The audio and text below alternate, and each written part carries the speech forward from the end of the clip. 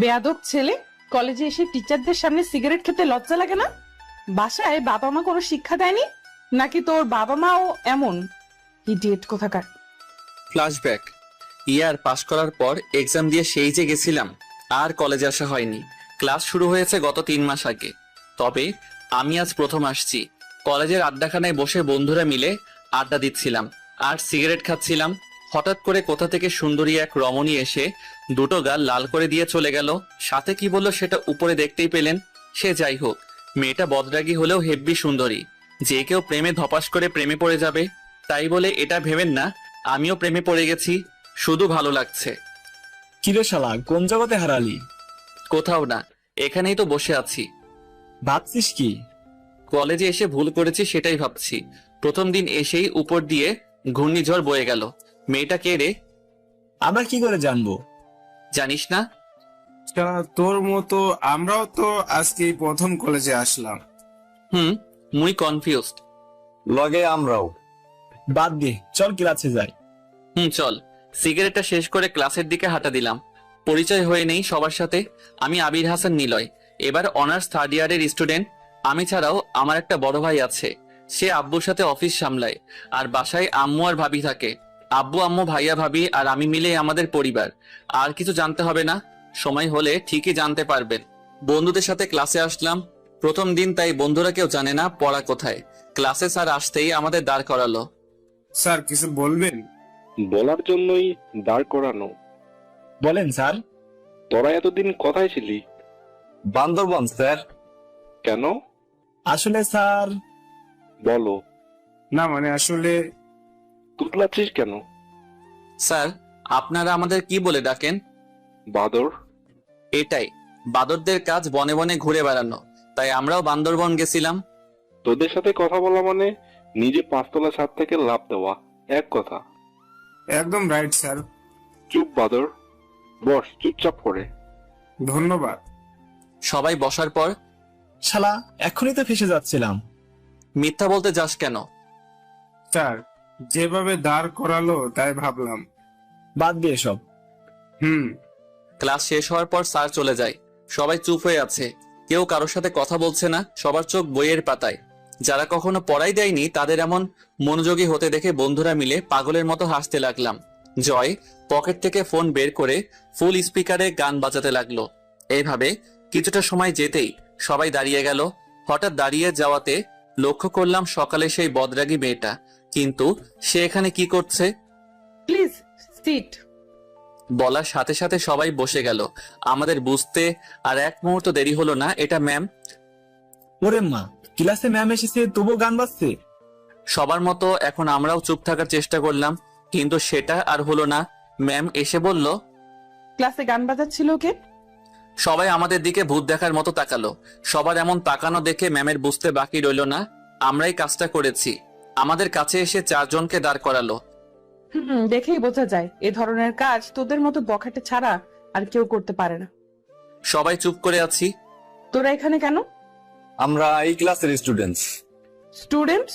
স্টুডেন্টসদের একটা গুণ তোদের মধ্যে আছে, কলেজে এসে সবার সামনে সিগারেট খাওয়া, ক্লাসে ম্যামের সামনে গান বাজানো। এসব কি বাসায় ভদ্রতা শেখায়নি? Sorry ma'am. তোর সরি তোর কাছে রাখ। গান কে বাজিয়েছে তোদের কাছে জিজ্ঞেস করছি আমি। আসলে ম্যাম আমরাই। তুই বাজিয়েছিস? না ম্যাম, গান আমি বাজিয়েছি। ফোন বের কর। জি ম্যাম আছাড় দিয়ে ভেঙে ফেললো। ম্যাম। একদম চুপ। মেয়ে দেখলেই তাদের সামনে হিরো সাজতে ইচ্ছে করে, তাই না? তোর ঘরে কোনো মেয়ে সদস্য নেই, ম্যামদের সামনে গান বাজাস? নিজের মাকে সম্মান করিস না, আমাদের কি করবি? আরো আজে বাজে কথা বলতে লাগলো। ওনার এমন কথা শুনে মাথা পুরো গরম হয়ে গেল। যা বলার আমাদের বলুক, আন্টি কানার কি আছে? আর তাছাড়া আন্টি আর বেঁচে নেই। জয় এখন অব্দি কোনো মেয়ের সাথে খারাপ ব্যবহার তো দূরের কথা, কোনো মেয়ের প্রতি কু নজরেও তাকায়নি। আর তাকে এমন ভাবে অপমান করা হচ্ছে। ভেবেছিলাম কিছু বলবো না, কিন্তু আন্টিকে নিয়ে কথা বলায় রাগটাকে আর কন্ট্রোল করতে পারলাম না। যা বলার আমাদের বলুন, আন্টিকে কেন এখানে আনছেন? কেন, খুব কষ্ট হচ্ছে বুঝি? আপনি আন্টিকে নিয়ে আর একটা বাজে কথা বলবেন না। যদি বলেন আমার থেকে খারাপ আর কেউ হবে না। 1000 বার বলবি, কি করবি তুই? অনেক কিছু করব। তোদের কথা বলার ধরন দেখেই বোঝা যাচ্ছে শুধু ওর মা না, তোর মাও এইরকম। থাপ্পড়ের শব্দতে পুরো ক্লাস নিস্তব্ধ হয়ে গেল। সবাই হয়তো নীরবতা পালন করছে।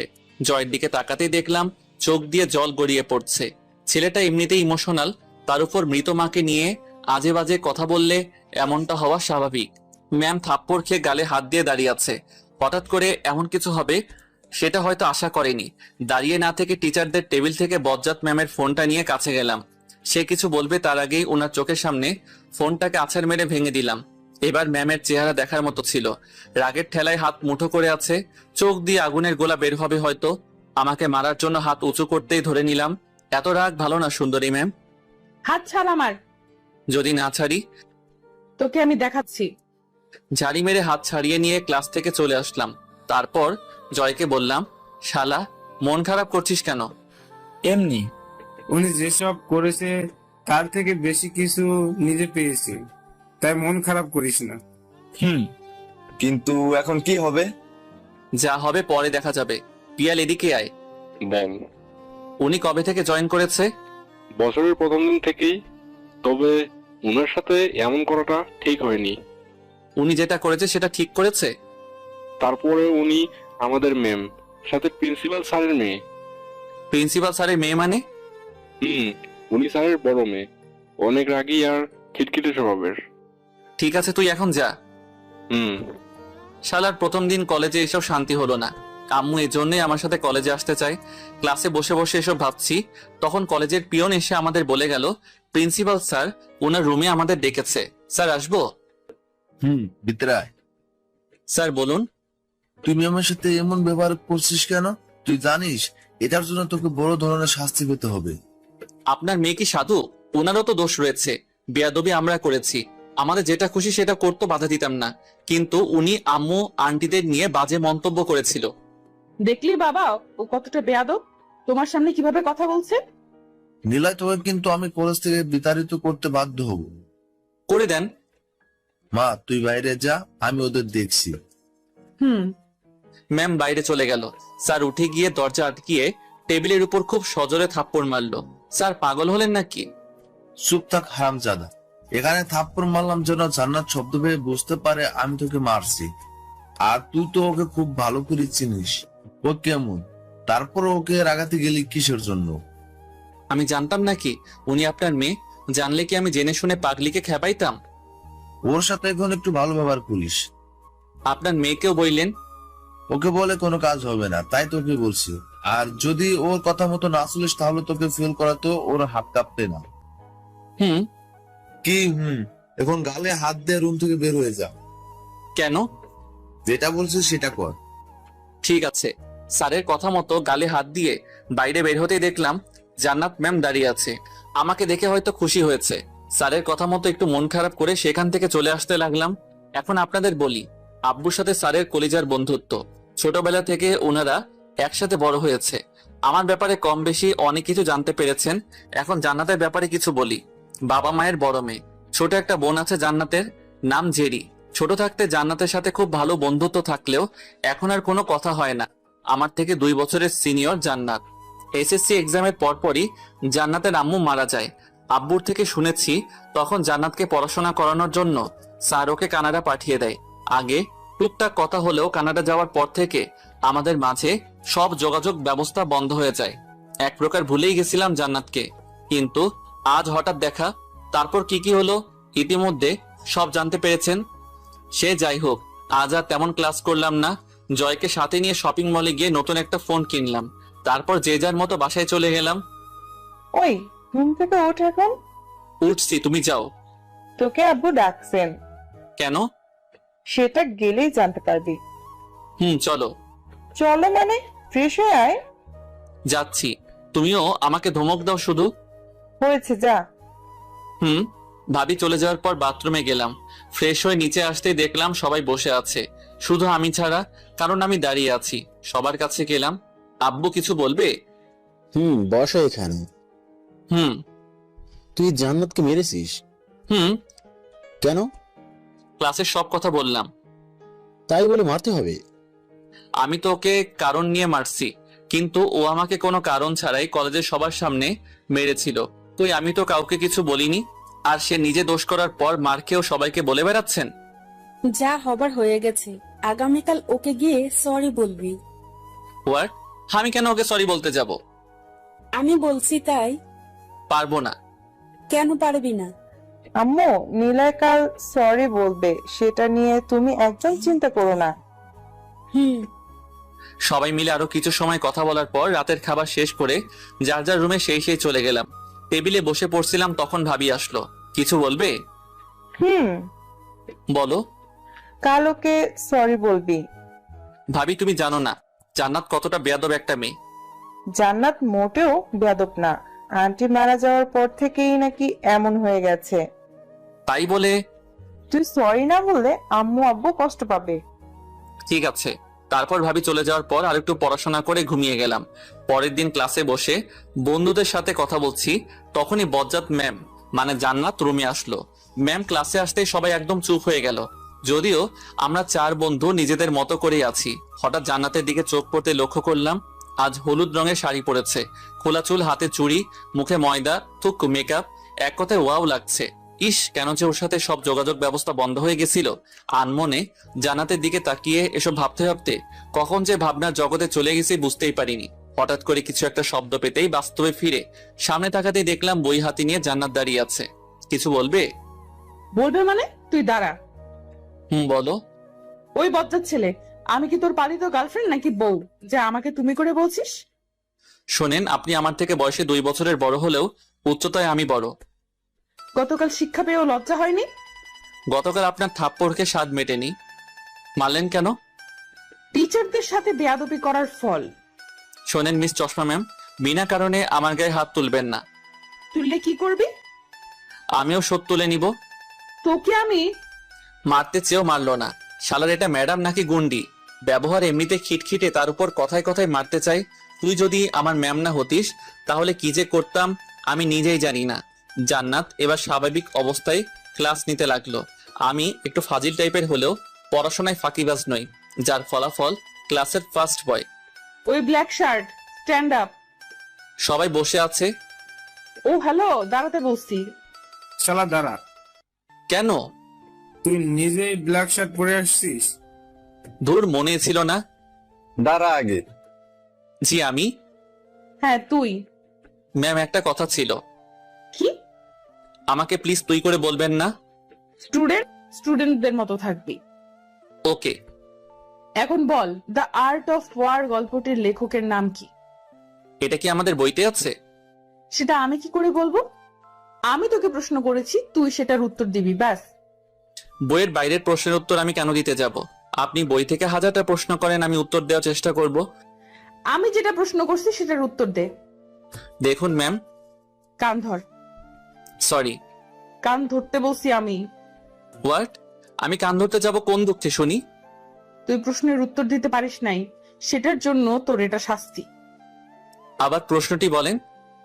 দ্য আর্ট অফ ওয়ার গল্পটির লেখক কে? শুনছু।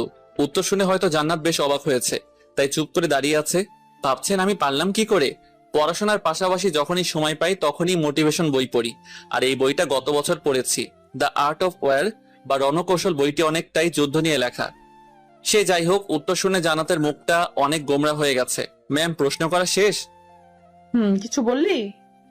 আপনার প্রশ্ন শেষ? না। এখন আবার কিসের প্রশ্ন? শুনছু কোন নামে বেশি পরিচিত ছিলেন? সুনজি নামে, রাইট? জান্নাত এবার পুরোপুরি চুপসে গেল। পূর্বেই বলেছি এই বইটা আমার আগে থেকেই পড়া আছে, তাই কিছু প্রশ্নের উত্তর জানা আছে। তুই জানলি কিভাবে? এটা কি শুধু আপনার জানার কথা ছিল? এখন আমি আপনার প্রশ্নের উত্তর দিয়েছি, তাই এখন থেকে আপনি আমাকে তুমি করে বলবেন। ইম্পসিবল, আমি কখনো তোকে তুমি করে বলতে পারবো না। তুমি করে শুনতে আমাকে বলো কি করা লাগবে। তোকে আবার দুটো প্রশ্ন করব। যদি আমি সঠিক উত্তর দেই তাহলে? এবার তুই কেন, তোর বাবাও উত্তর দিতে পারবে না। আর যদি আমি নিজেই পারি তাহলে কি? তুই যেটা চাস সেটাই পাবি। ভেবে বলছেন? এখানে ভাবার কি আছে? পরে যদি না দেন তখন? শোন, আমি অন্যদের মতো না, যেটা বলি সেটাই করি, তুই চুপ থাক। লাস্টবারের মতো ভেবে দেখুন, যেটা চাইবো সেটাই কিন্তু দিতে হবে। দিব। ঠিক আছে, বলুন। কোন মোটিভেশন বক্তা 15 বছর বয়সে নিজ বাসার ছাদ থেকে আত্মহত্যা করার চেষ্টা করে? জান্নাতের এমন প্রশ্ন শুনে রীতিমতো অবাক না হয়ে পারলাম না। এমন অনেক মোটিভেশন বক্তা আছেন যাদের অনেকে আত্মহত্যা করার চেষ্টা করেছেন, কিন্তু ওনাদের মধ্যে কে বাসার ছাদ থেকে আত্মহত্যা করতে চায়? আর এমন সব আজগুবি প্রশ্ন উনি পায় কোথা থেকে? অনেকটা সময় ভাবনার পর হঠাৎ মনে পড়ল নিক ভুইচিয়ের কথা। যদিও পুরোপুরি সঠিক উত্তর হবে কিনা জানি না, তবে হতেও পারে। কি হলো, মুখ বন্ধ হয়ে গেল? জি না। তাহলে চুপ করে আছিস কেন? নিক ভুইচিচ। তো তুই এটা পারলি কি করে? ম্যাজিক। তোর ম্যাজিকের গুষ্টি কি লাগে? এটা ক্লাস ম্যাম। জানি আমি। তাহলে এভাবে কথা বলার কোনো মানে হয়? তোর জ্ঞান দিতে হবে না। লাস্ট প্রশ্ন, ওনার সব থেকে জনপ্রিয় বইয়ের নাম কি এবং সেই বইটা উনি কিভাবে টাইপ করেছেন? লাইফ উইথ আউট লিমিটস বইটি সব থেকে জনপ্রিয় বইয়ের মধ্যে অন্যতম। আর উনার বাঁ পায়ের বুড়ো আঙ্গুল দিয়ে টাইপ করেছেন, তবে অনেক ক্ষেত্রে অনেকের থেকে সাহায্য নিয়ে লেখা সম্পূর্ণ করেছেন। জান্নাত বেশ অবাক হয়ে কথাগুলো শুনছিল। নিজে বিদেশ থেকে লেখাপড়া করে বড় বড় মোটিভেশন লেখক এবং বক্তার নাম বলতে পারলে আমরা বাঙালি হয়ে কেন পারবো না? জান্নাতের হয়তো জানা নেই আমার রুমের এক পাশটা মোটিভেশন বই দিয়েই পরিপূর্ণ করা। সেসব বাদ দেই, এখন আমার উপহার নেই ম্যাম, এবার আমার উপহার। কিসের উপহার? প্রশ্নের উত্তর দিলে আমি যেটা চাইবো আপনি সেটাই দিবেন বলছিলেন। কি চাস তুই? আপনার গোলাপ রাঙা ঠোঁটের একটা পাপ্পি। হোয়াট? তোর মাথা ঠিক আছে? যেটা চাইবো সেটাই দিতে হবে। কিন্তু কোনো কিন্তু নেই, ক্লাসের সবাই সাক্ষী রয়েছে। এত কিছু শুনতে চাই না, আমার উপহার আমাকে দেন তো। আহা কি সুন্দর দৃশ্য, ম্যাম ছাত্রকে পাপ্পি দিচ্ছে। জান্নাত ওর ঠোঁট এগিয়ে দিতেই দুজনের ঠোঁট এক করে দিলাম। ছাড়তে যেন না পারে তাই জান্নাতের গাল দুটো হাত দিয়ে ধরলাম, কিন্তু সেটা করতে সক্ষম হলাম না। ধাক্কা দিয়ে আমাকে সিটের উপরে ফেলে দিল। প্রচন্ড রেগে আছে যা ওর চেহারা দেখে বোঝা যাচ্ছিল। হাত দিয়ে ঠোঁট মুছে নিয়ে বলল, তুই এটা একদম ঠিক করলি না। কোনটা ম্যাম? এটার প্রতিশোধ আমি নিবই। আচ্ছা, আমিও প্রতিশোধ নিতে দিব। জান্নাত আর কিছু না বলে রেগে ফায়ার হয়ে ক্লাস থেকে বের হয়ে গেল। পুরো ক্লাসে সবাই অবাক হয়ে আমার দিকে তাকিয়ে আছে, তাই সবাইকে উদ্দেশ্য করে বললাম, সামনের দিকে দেখো সবাই। আমার কথা শুনে সবাই স্বাভাবিকভাবে ঠিক হয়ে বসলো। তারপর আর জান্নাতের সাথে দেখা হয়নি। ব্রেক টাইমে সবাই বাইরে বসে আড্ডা দিচ্ছি, তখন দেখলাম জেরি ড্রেস পরে কলেজে আসছে। ওই জেরি, কি হয়েছে, ডাকছো কেন? এদিকে আয়।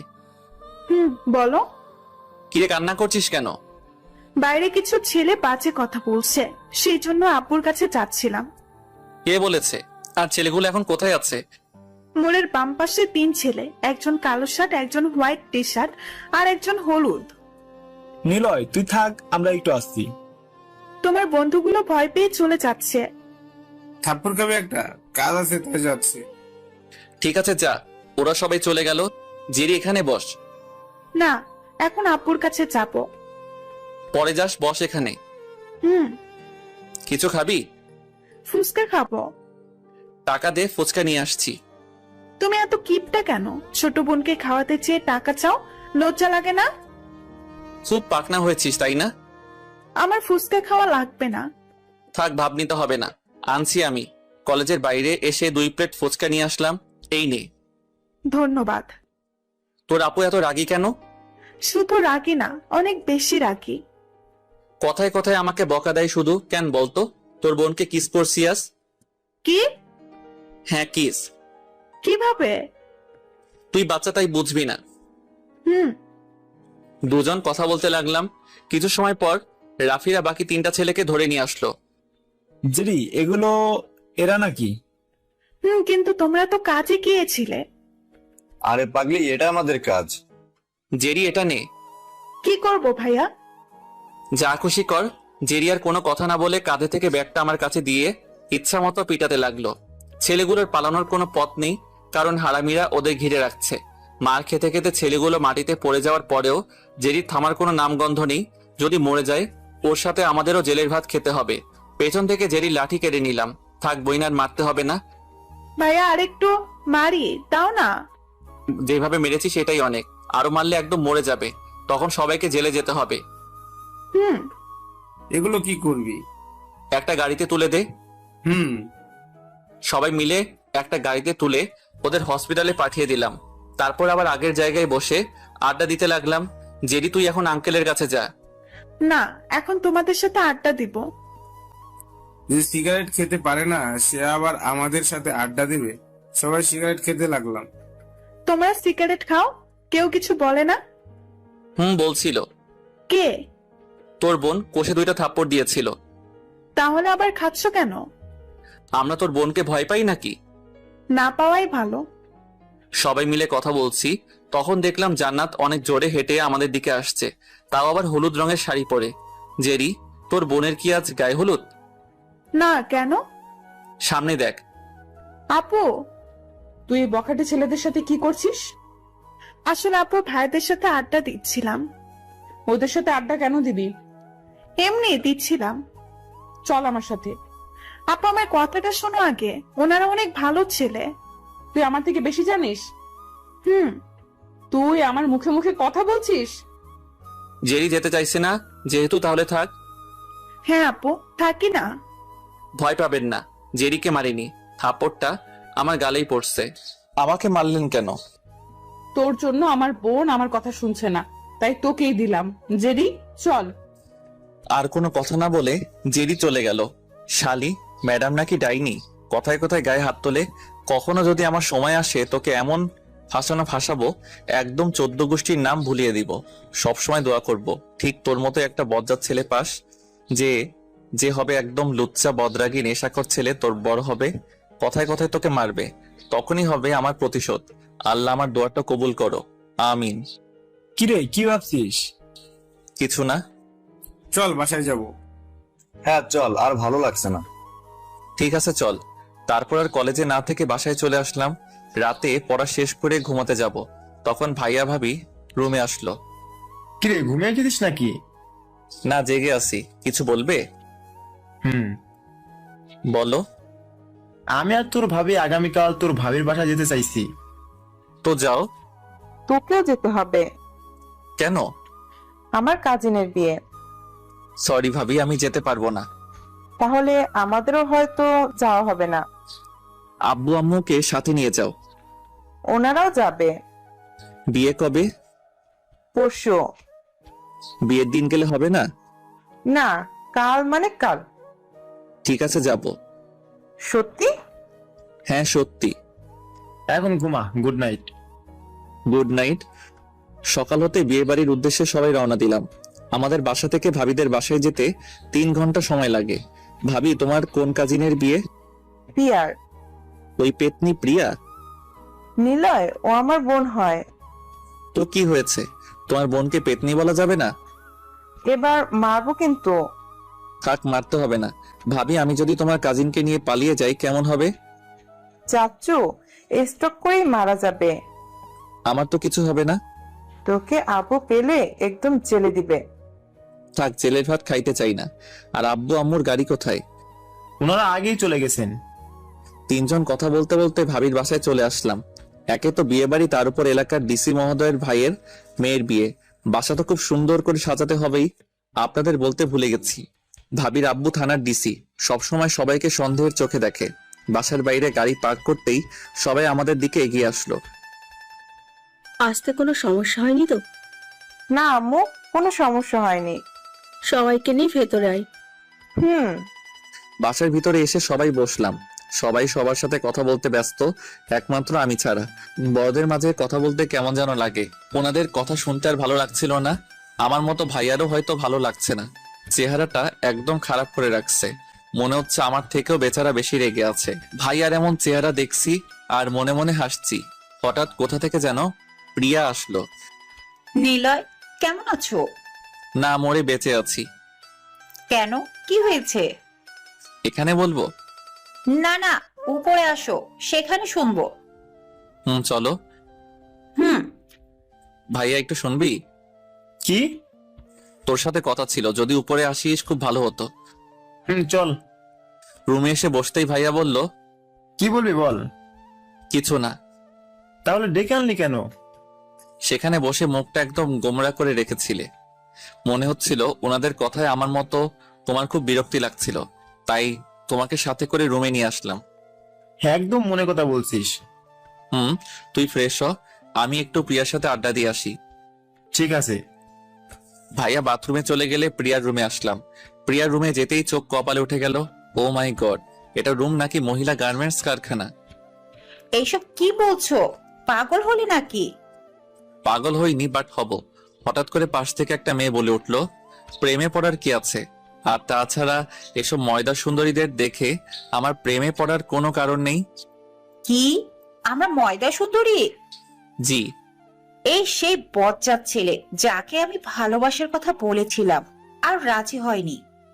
একদম রাইট, আমি সেই ছেলে। তবে এখন খুব আফসোস হচ্ছে।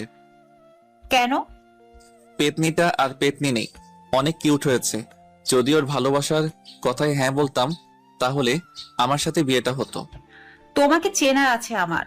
বাসবে বাসবে বলে আমাকে শুধু ঘুরিয়ে গেছো। কি করব বলো? আমি তো তোমার বেস্ট ফ্রেন্ড জুইকে ভালোবাসি। এখানে একদম আমাকে টানবে না। আমার বয়ফ্রেন্ড এসব শুনলে সুইসাইড করবে। তখন আমি আর তুমি বিন্দাস প্রেম করতে পারবো। তখন কেউ আমাদের কিছু বলবে না। তোমার প্রেম তোমার কাছেই রাখো। এখন তুমি রুম থেকে বের হও। আসল কথাটাই তো বলা হয়নি। কি কথা? আজ রাতে আমি আর তুমি পালিয়ে বিয়ে করে নিব। বড় আব্বুর লাঠি চিনো? আমাদের মাঝে ওই বদরাগী পুলিশকে কেন টানছো শুনি? কারণ তিনি তোমাকে সোজা করতে পারবে। তাহলে আমার সাথে পালাবে না? জি না। আমি কি পাগল নাকি যে তোমার মতো পেতনির সাথে পালিয়ে বিয়ে করব? ওই, তুই রুম থেকে বের হ। হোয়াট? তুমি আমাকে তুই করে কথা বলছো কেন? কারণ তোর সাথে এখন থেকে এইভাবে কথা বলতে হবে, না হলে আমার বাবুটা মাইন্ড করবে। বাবুকে? আমার হবু স্বামী। তোমার বাবুটাকে ফিডারে করে দুধ খাইয়ে দিও। তোকে আমি। আমাকে ধরার আগে ফুরুত সবগুলো পেতনি মিলে আমাকে ধরলে একদম আলু ভর্তা করে ছেড়ে দিবে। প্রিয়ার রুম থেকে বের হয়ে ভাবি রুমে আসলাম। ফ্রেশ হয়ে ঘুমিয়ে গেলাম। প্রিয়ার হলুদ সন্ধ্যায়, তাই ভাবিদের ছাদের উপর অনুষ্ঠানের আয়োজন করা হয়েছে। প্রিয়ার ফ্রেন্ডের সাথে বসে আছি, কারণ আমার সমবয়সী কেউ নেই, তাই ওদের সাথে আড্ডা দিতে লাগলাম।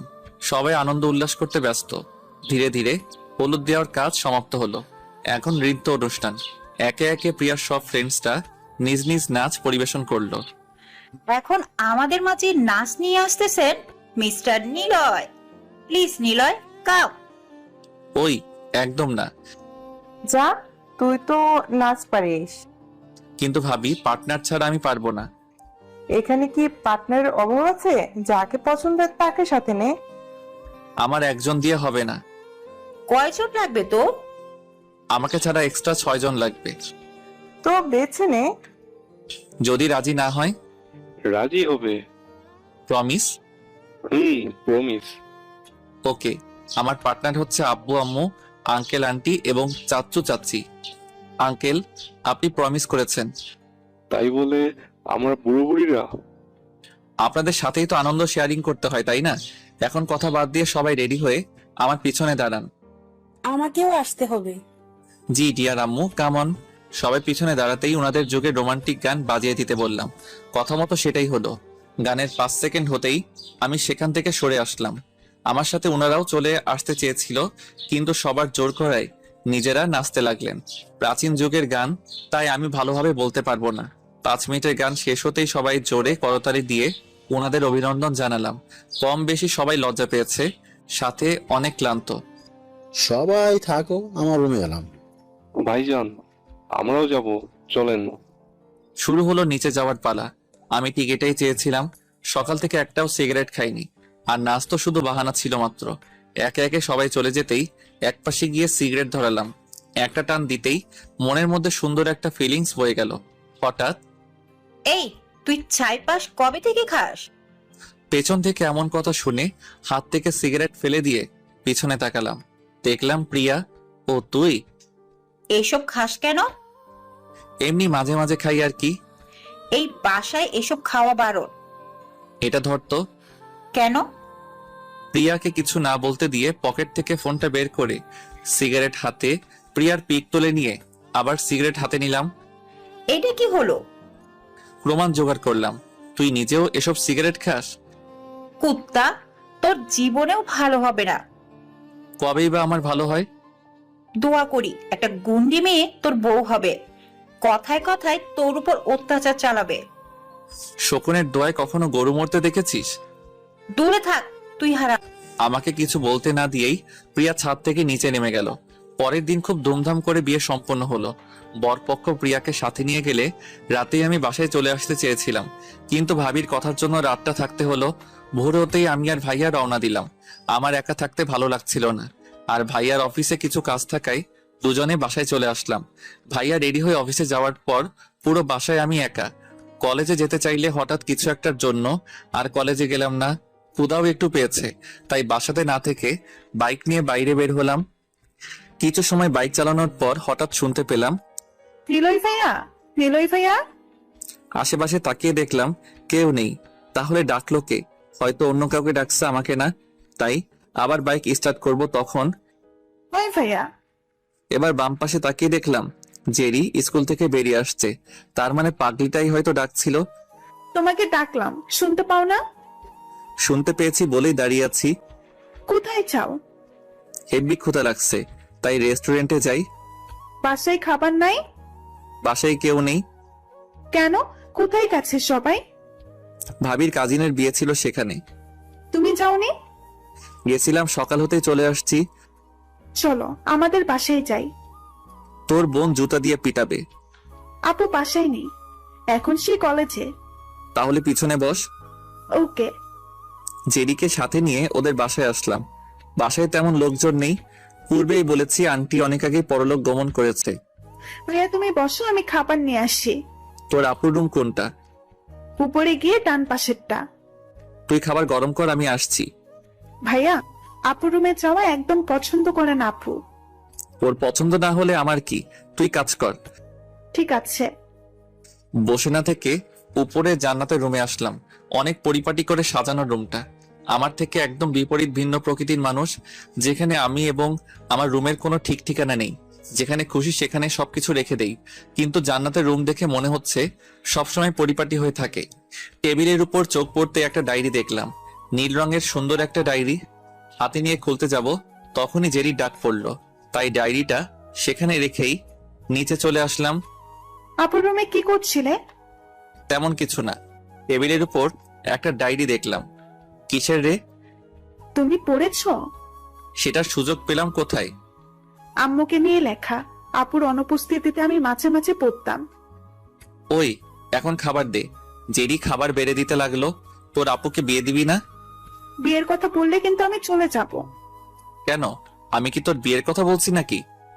আপুর বিয়ের কথা বলবে না। তাহলে তুই বিয়ে করবি কবে? আগে একটা বয়ফ্রেন্ড পাই, তারপর। আমার সাথে প্রেম করবি? আমার বইয়েই গেছে তোমার সাথে প্রেম করার। আমি দেখতে খারাপ নাকি? খারাপ না, তুমি তো অনেক কিউট আর স্মার্ট, কিন্তু তুমি আমার কলিজার ভাইয়া। থাক, আর পাম দেয়া লাগবে না। তারপর খাবার শেষ করে জেরিকে বিদায় দিয়ে বাসায় চলে আসলাম। বিকেল হতেই আব্বু আম্মু এবং ভাবি বাসায় চলে আসলেন।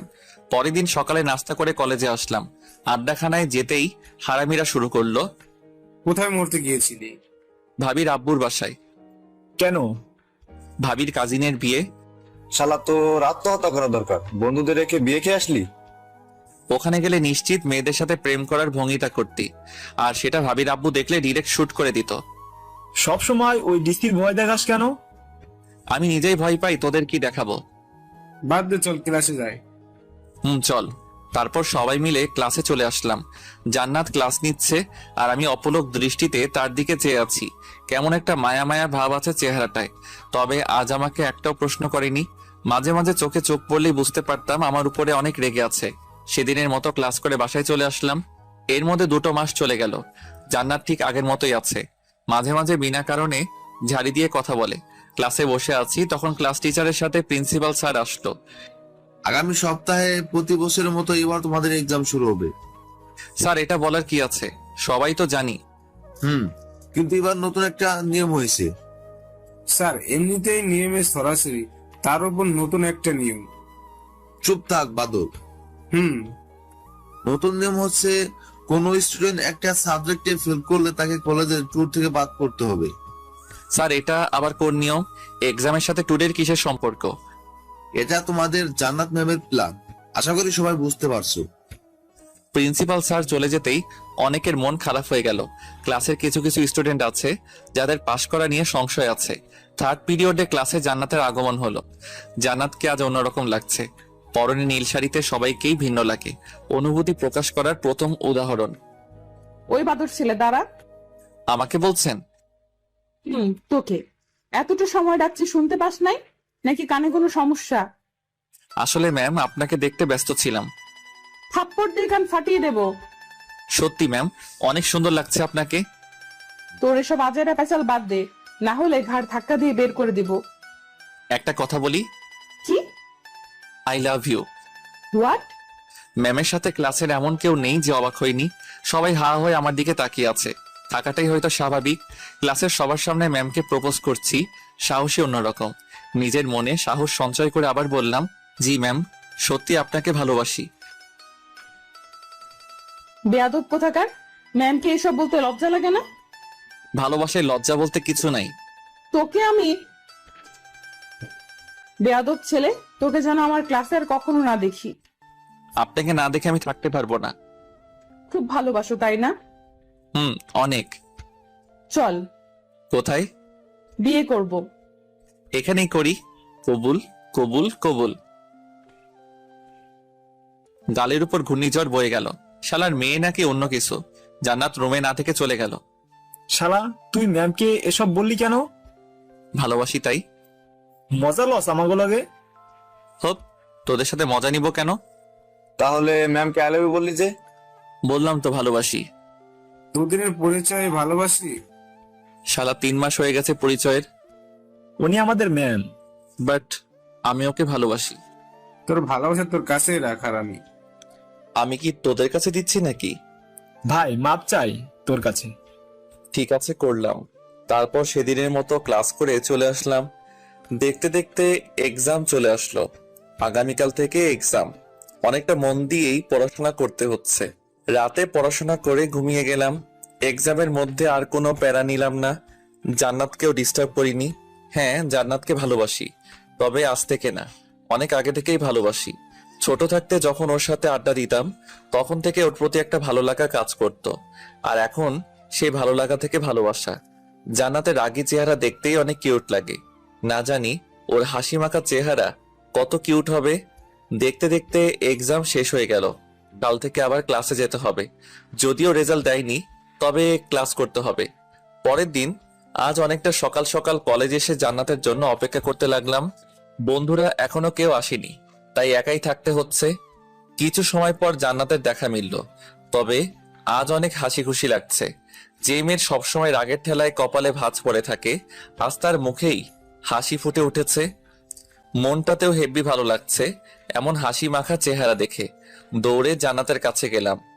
জান্নাত, একটা কথা বলার ছিল। বেয়াদব, আমি তোর ম্যাম, আর ম্যামকে নাম ধরে ডাকতে কে বলছে? শোনো, আমি তোমাকে ম্যাম ভাবতে পারি না। ক্লাসের সবার সামনে বলি বলে এই না, এখানেও আপনি করে বলবো। আমার পথ ছাড়। কথাটা শোনো। কি বলবি তাড়াতাড়ি বল।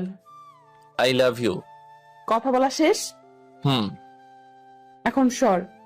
উত্তর দিয়ে যাও। I hate you. কোনো কথা বলার সুযোগ না দিয়ে জান্নাত চলে গেল। ধুর, এত সুন্দর সময় ভালোবাসি বললাম, সেটাও কাজে আসলো না। আল্লাহ জানে কবে এই মেয়ে আমার মন বুঝবে। জান্নাত চলে যাওয়ার পর মিনারের পাশে বসে পড়লাম। জান্নাতকে নিয়েই ভাবছি, হঠাৎ একটা মেয়ে সামনে আসলো। হাই।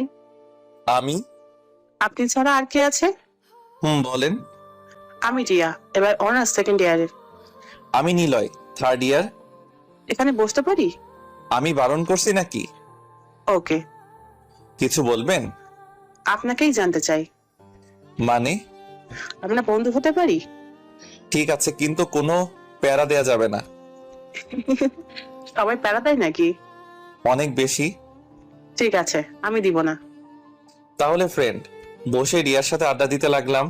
রিয়া অনেকটাই মিশুক টাইপের, অল্পতেই মিশে যেতে পারে। দেখতেও খারাপ না, শার্ট প্যান্ট পরেছে, মডার্ন মেয়ে যাকে বলে। রিয়ার সাথে কথা বলতে বলতে বন্ধুরা আসলো। সেখানে আর না থেকে রিয়াকে বিদায় দিয়ে চলে আসলাম। হারামিদের কাছে আসতেই ফাইজলামও শুরু করে দিল। শালা একসাথে কয়টাকে পটাচ্ছিস? আমি আবার কাকে পটাইলাম? এই মেয়েটার সাথে কি করলি? শুধু কথা বলছিলাম, আর কিছু না। বুঝি হোপ শালা। চল ক্লাসে যাই। চল। সবাই মিলে ক্লাসে যাব। তখনই পকেটে থাকা ফোনটা বেজে উঠল। পকেট থেকে ফোন বের করে দেখলাম আম্মুর কল। কলটা রিসিভ করলাম। হ্যাঁ আম্মু বলো। তুই বাসায় চলে আয়, কেন? একটা ঘটনা ঘটে গেছে। কি হয়েছে সেটাই জানতে চাইছি, তুমি বলো। তুই বাসায় আয় তাড়াতাড়ি। ঠিক আছে আসছি। কলটা কেটে দিলাম। তোরা ক্লাসে যা, আমার বাসায় যেতে হবে। কেন? জানি না, আম্মু কল দিয়ে বলল বাসায় যেতে। কারণ বলেনি? না। তাহলে যা। ওদের থেকে চলে এসে গাড়িতে উঠলাম। বুঝলাম না কিছু। হঠাৎ এমন জরুরি। ড্রাইভ করে বাসায় আসতেই অবাক হয়ে গেলাম। ভাবির বাসায় থেকে ওনার বাবা মা এসেছে। মনের মধ্যে একটা ভয় ধরে গেল, কিছু হলো না তো। ওনাদের দিকে এগিয়ে যেতেই আম্মুকে বললাম, আম্মু কি হয়েছে? এটা খা। কেন? আগে খা, তারপর বলছি। এখন বলো। ওরই তো প্রেগনেন্ট। কি মজা করছো না তো? ওই বাদর, তোর সাথে আমি মজা করব কেন? ভাবি কোথায়? রুমে আছে। ঠিক আছে। দৌড়ে ভাইয়ার রুমে চলে আসলাম। ভাবি আর ভাইয়া দুজন বসে কথা বলছে।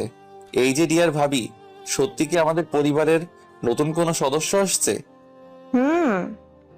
লজ্জা পেতে হবে না। আমার ছোট আম্মুটা আসলে সবার ভালোই হবে। আমিও খেলা করতে পারবো।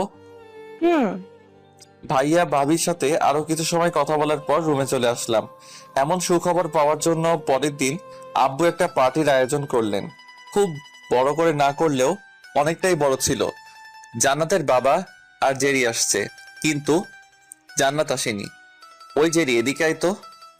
বলো ভাইয়া। জান্নাত আসলো না কেন? সেটা সে নিজেই ভালো জানে। আরে বল না। সত্যিই জানি না। তাহলে তুই আসছিস কেন? বের হ বাসা থেকে। হব না, এটা আমার আঙ্কেলের বাসা।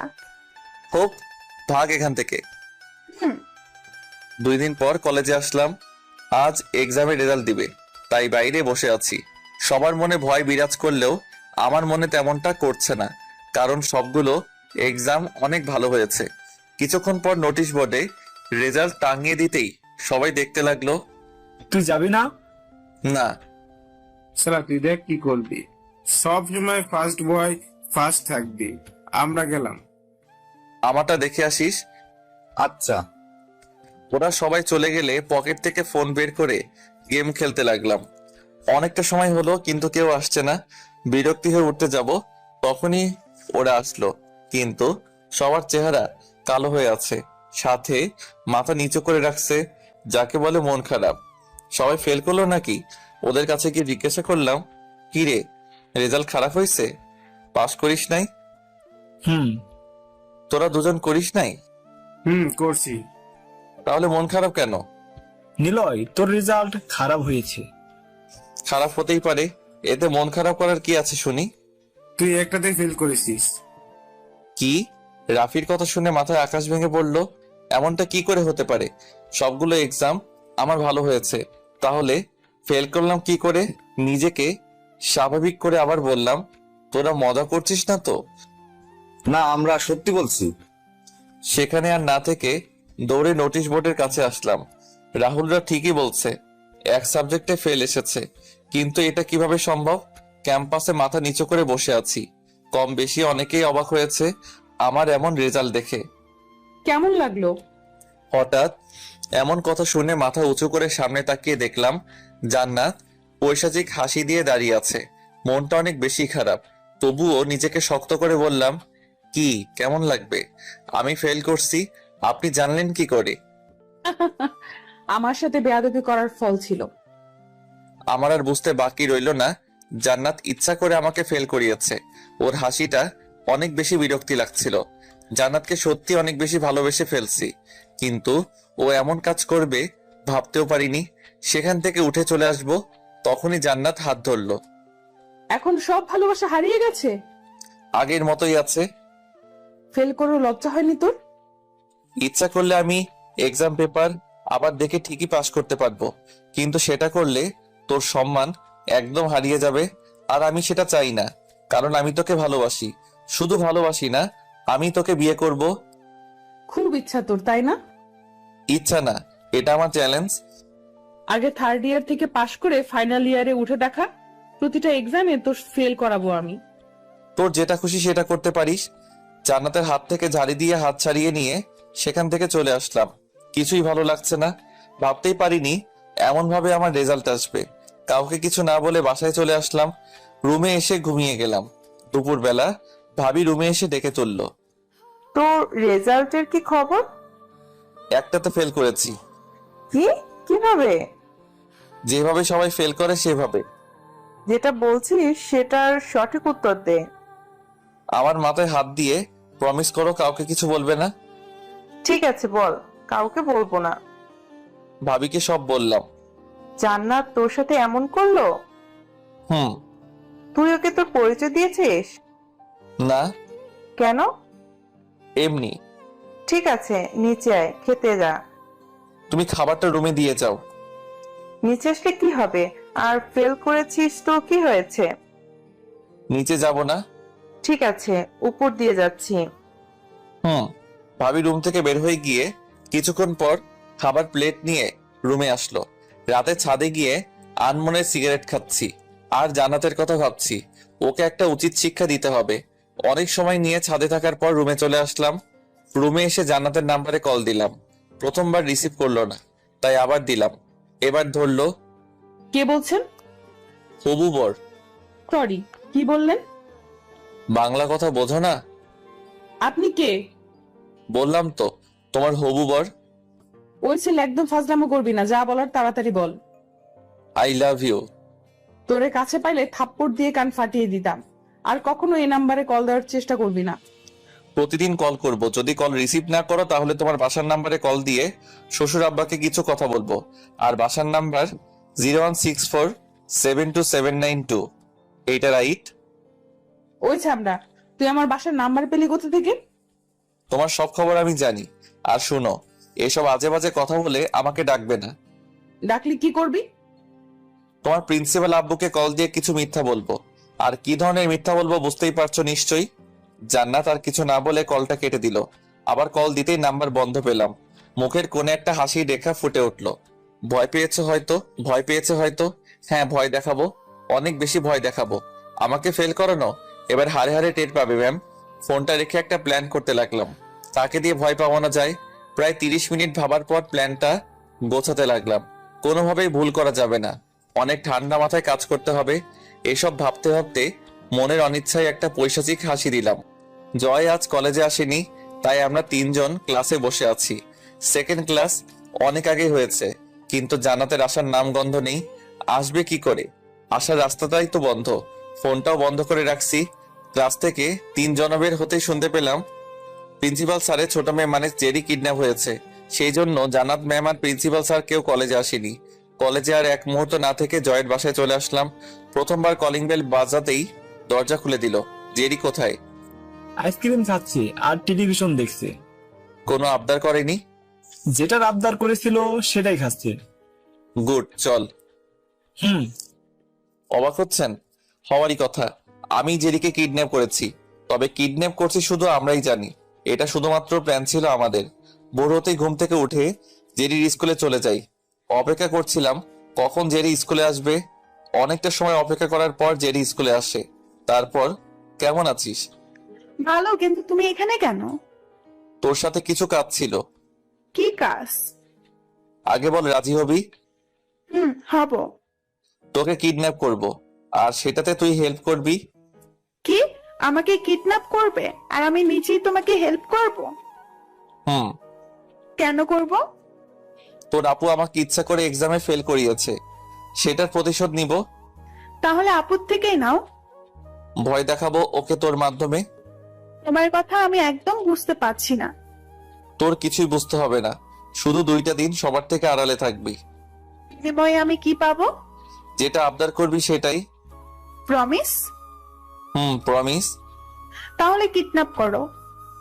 সেটার দরকার নেই, তুই আমার সাথে চল, তাতে কিডন্যাপ হয়ে যাবে। কিভাবে?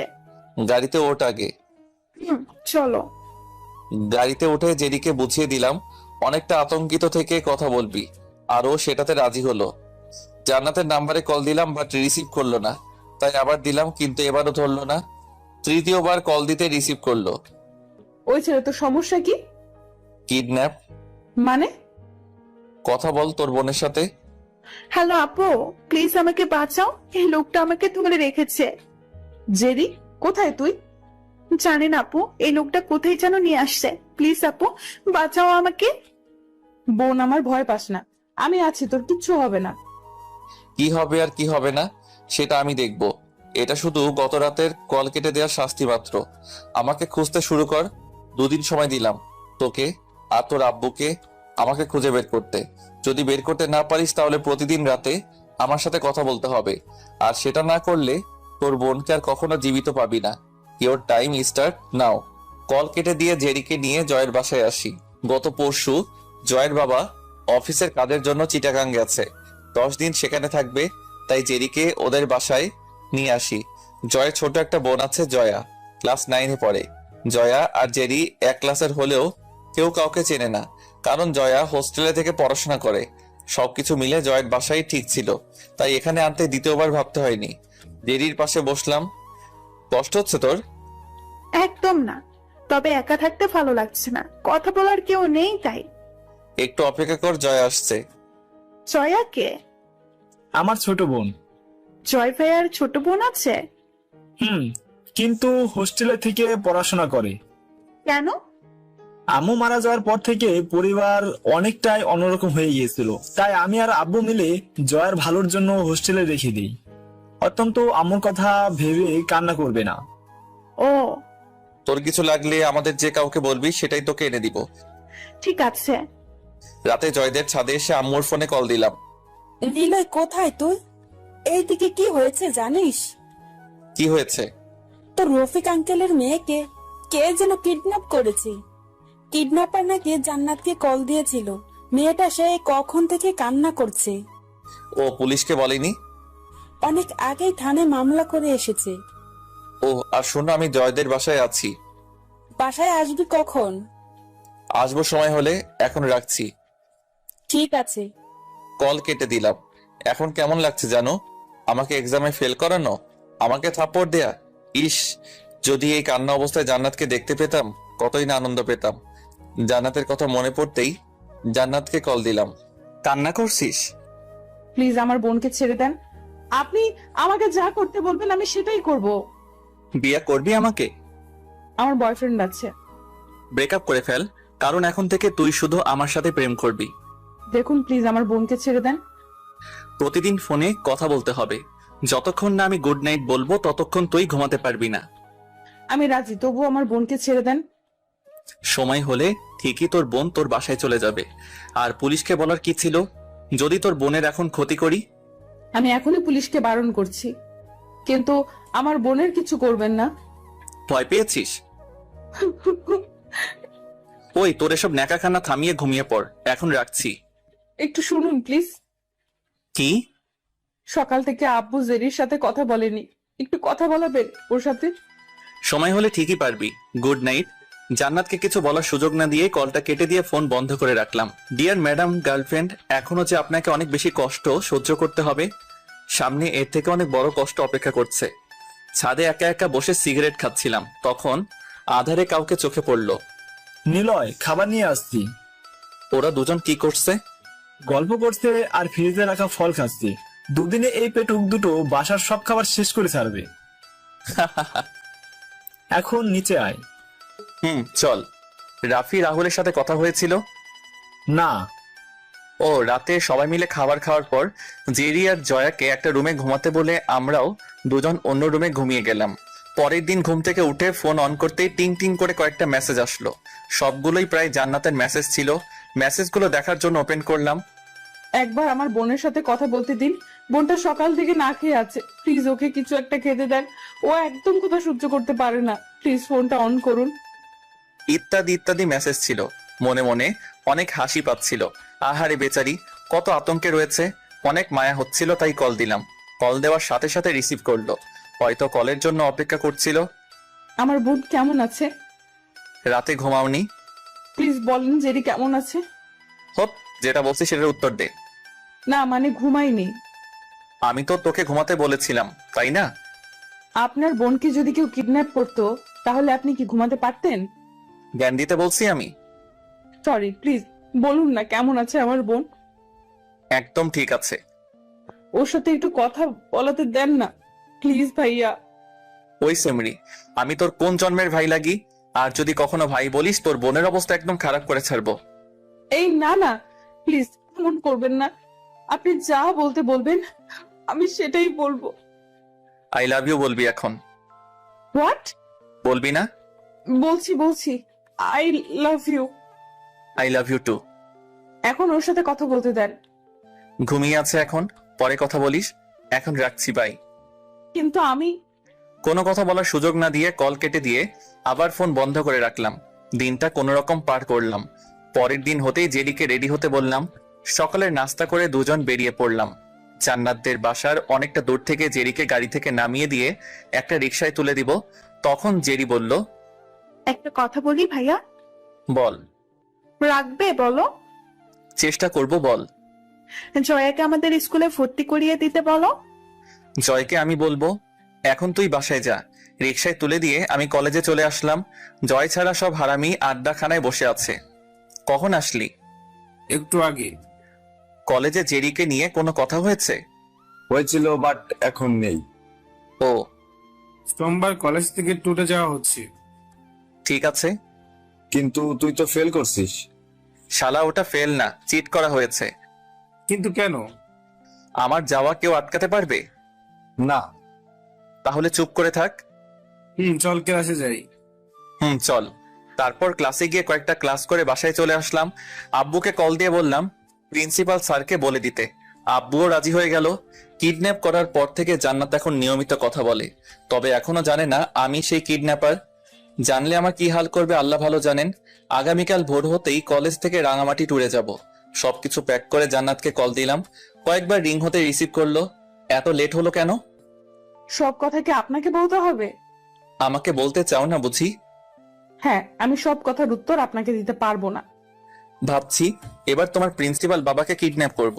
বুড়ো বয়সে এমন আতঙ্কিত কাজ দেখে এমনিতেই মারা যাবে। ভালোই হবে, তাই না? প্লিজ এমনটা করবেন না।